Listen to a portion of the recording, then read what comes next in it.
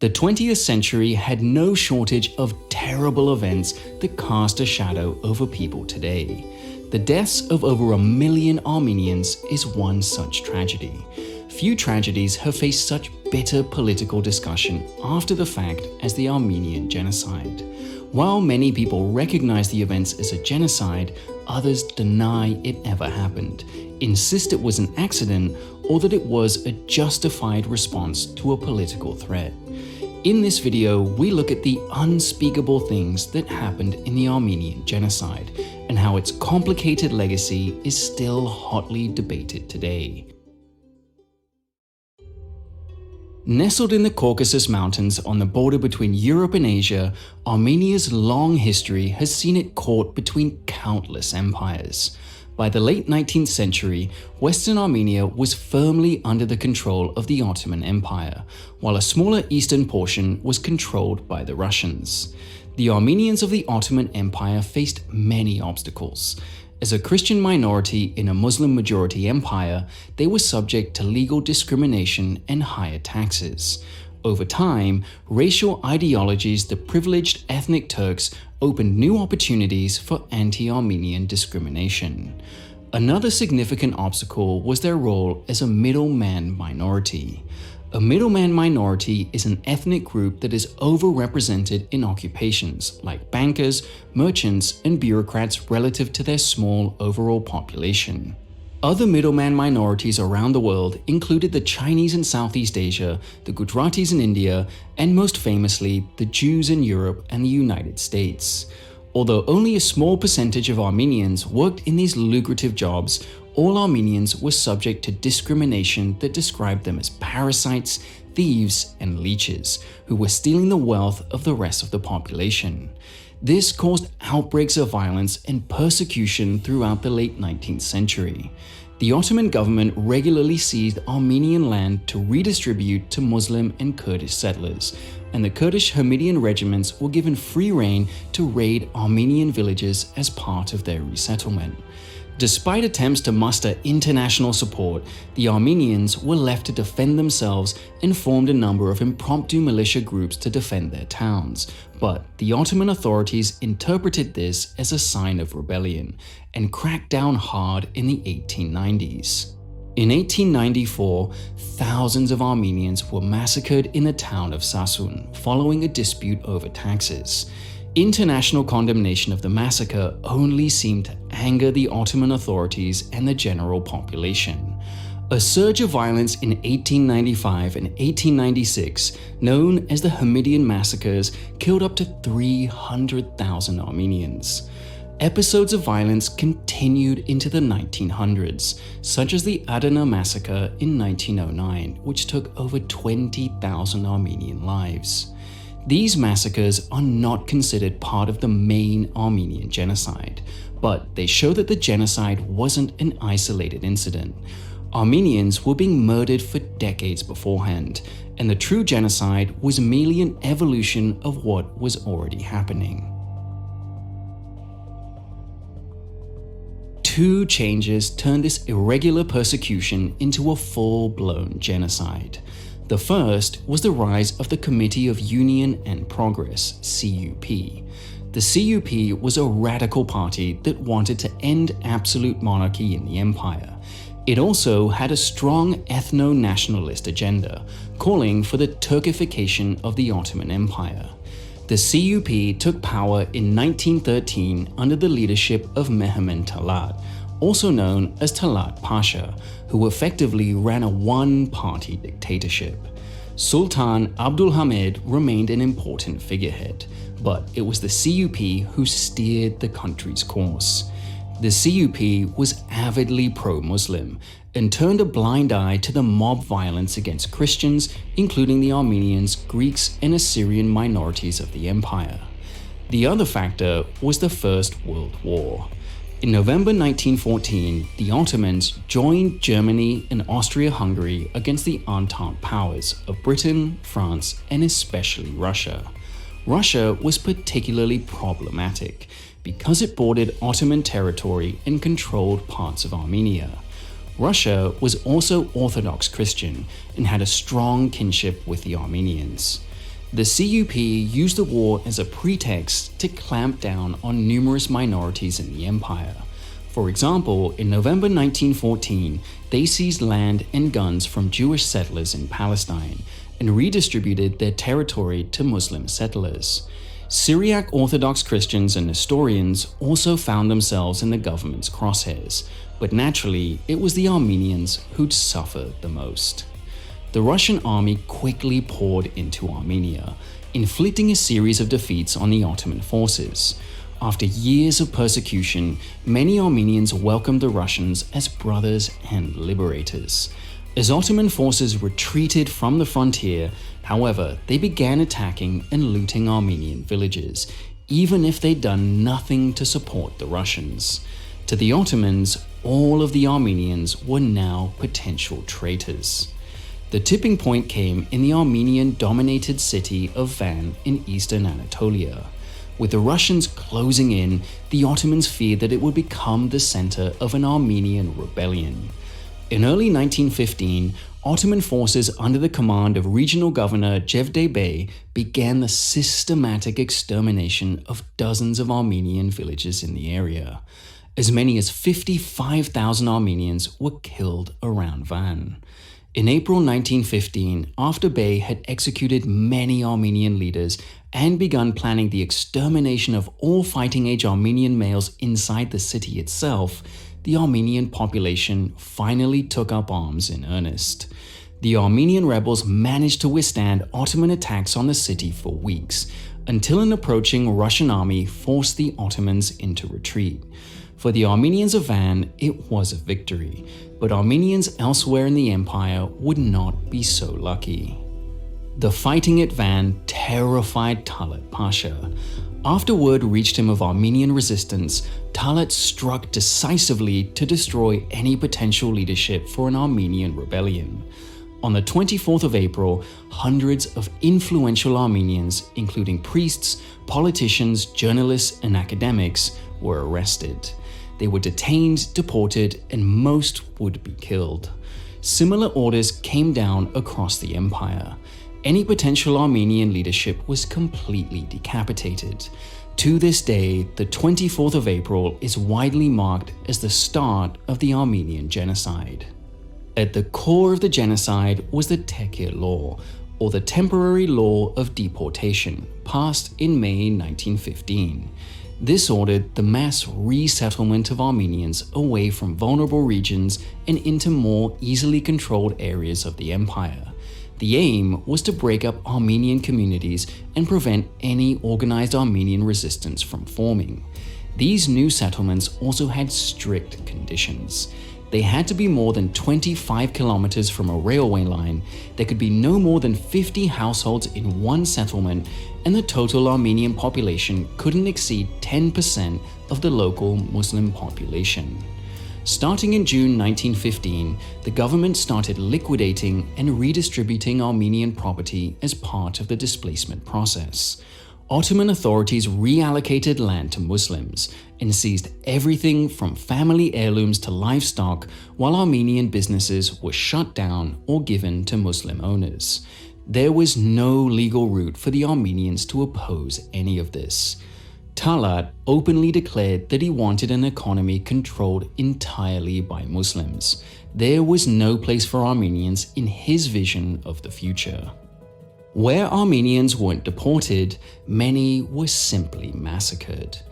In one such massacre in Diyarbakir, the regional governor had 700 Christians, most of them Armenians, rounded up in the middle of the night, and in the words of a German diplomatic observer, had them slaughtered like sheep. Talat himself wrote to the governor to complain. He was only supposed to be killing Armenians, not all Christians, and in the future, he had to be more specific in his murder. But the vast majority of the death came from the now infamous death marches.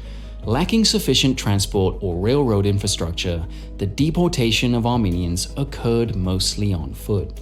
Whole villages and towns were forced to march hundreds of miles from their homes to the new designated settlement sites.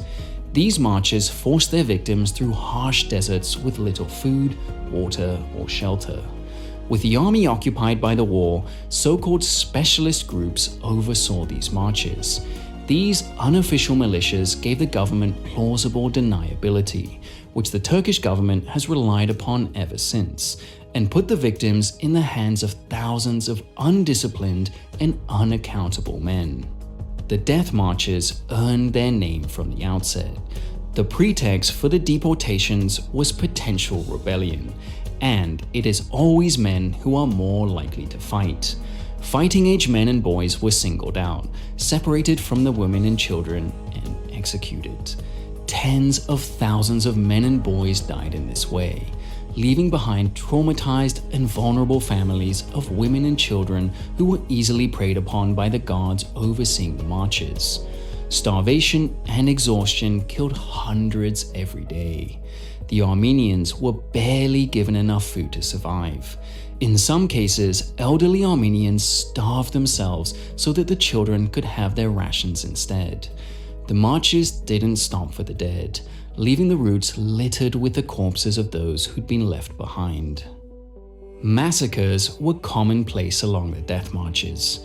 Guards would stop the Armenians at specific sites and select a portion to be killed off, either to make things easier to handle or simply for sadistic pleasure. Sometimes the guards bargained with the victims, offering to spare them if they gave up any last possessions they were holding. Some sites saw multiple massacres as new waves of deported Armenians were marched by and killed. The shores of Lake Khazar near Harput, the valley south of Firingilar near Malasha, and the Kema Gorge near Erzincan were just some of the places that saw multiple massacres spread out over the genocide. Locations like these were chosen because they weren't too far from major roads, but were out of sight enough that people wouldn't easily find the corpses. At Kema Gorge, victims were thrown from the cliffs and into the river below, so their bodies would be carried away. Sometimes the killers searched the bodies for trinkets or legal documents that they could present to the government, and claimed to be the legal heirs of what little property or wealth the victims still had. Death and starvation were not the only crimes victims faced. Since most men were killed in the early phases of the deportations, the death marches were predominantly for women and children. Inevitably, sexual violence was widespread. The guards regularly committed such acts on marches, sometimes in exchange for sparing their lives or those of their children, although these promises weren't always honored. A number of Armenian women found themselves thrown into sexual slavery instead. One chief of police reported that the governor regularly gave him young Armenian girls as sex slaves as a reward for his services. In a disturbing report from one foreign aid worker in 1926, she claimed that of the thousands of survivors that she had spoken to, only one had not been sexually abused. A handful of Armenians escaped these fates. Armenians with essential work skills, particularly for the war effort, could be exempted from deportation. Catholic and Protestant Armenians also had a higher chance to evade persecution, since the empire's German and Austro-Hungarian allies might be angry if the government targeted them too. However, from November 1915, there was immense social and political pressure for these Armenians to convert to Islam to avoid future deportation. By 1916, almost all Armenians in the interior and eastern provinces had been deported. Entire districts had been completely emptied of Armenians. Their primary destination was a network of camps along the lower Euphrates River. In these camps, the desperate and traumatized survivors of the death marches faced continued violence, starvation, dehydration, and disease. They were prohibited from most forms of employment, denying them what little chances they had to earn an income to improve their condition. Some would survive to be resettled into new artificial villages. However, the camps and settlements quickly became overcrowded, as the empire's disparate Armenian population was shoved into a tiny corner of the empire. Worse, the strict limits on Armenian populations relative to the Muslim majority were still enforced. When Talat ordered a count of the Armenian population in 1916, the governor of nearby Deir ez-Zor massacred thousands of people to lower his share. Firing squads executed people and dumped their bodies in the river, with some reports suggesting that 1,000 children were burned. The deportations had also created another problem: orphans. Many parents sacrificed themselves to protect and provide for their children, which left an epidemic of orphaned Armenians in the camps and strung out along the routes of the death marches. Many ended up in virtual slavery, and many more were taken to government orphanages or sent to Muslim families. Here, they would be stripped of their own language, culture, and faith, and assimilated into the wider Muslim and Turkish culture. By 1917, it seemed that the grim policies had worked. The Armenian population was decimated, and the survivors were contained in specific areas or dispersed and assimilated among the general population. Although suffering and killing continued, most of the genocide's victims had already been claimed. The end of the war brought the end of the Ottoman Empire and the end of the genocide. Armenian survivors and international observers began the difficult process of recovery and justice. Around 1.1 million Armenians were killed between 1914 and 1918. No more than 300,000 Armenians could be accounted for in imperial territory by the end of the genocide, although a few tens of thousands had escaped into Russia. With so many dead, especially among men and the elderly, the social order and communities of the Armenians were destroyed. It would take decades to begin to rebuild, and the scars are still present today. Efforts to hold people accountable were disappointing. The post-war government quickly blamed the CUP, but most of its leaders, including Talat Pasha, fled. The legal framework necessary to charge people with crimes against humanity simply didn't exist at the time, and as a result, most escaped any legal consequences.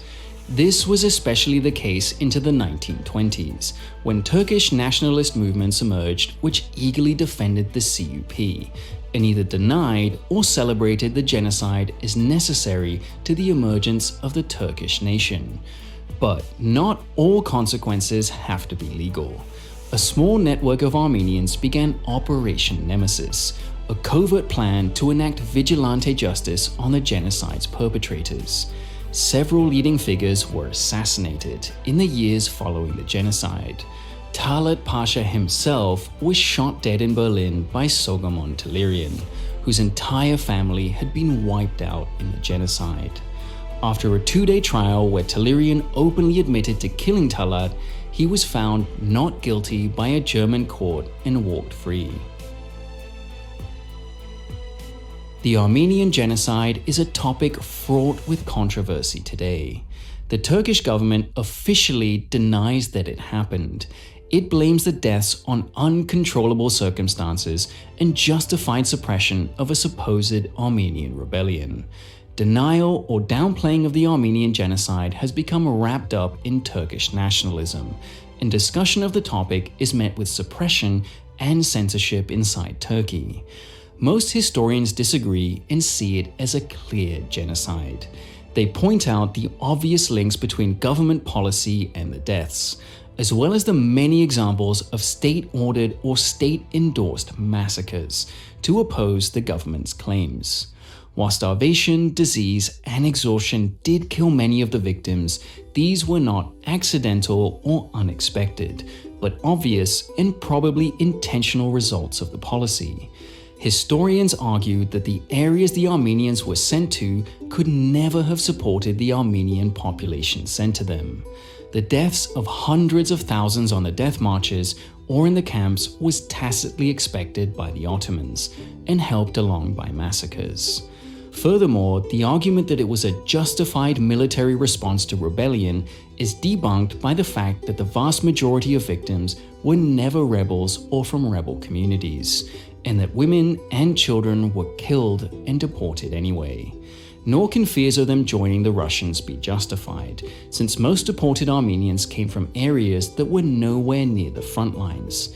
Even if Talat and his government never set out a coherent plan to kill Armenians, their policies consistently and knowingly killed over 1 million Armenians, and they willfully refused to alter those policies at any point despite seeing their consequences.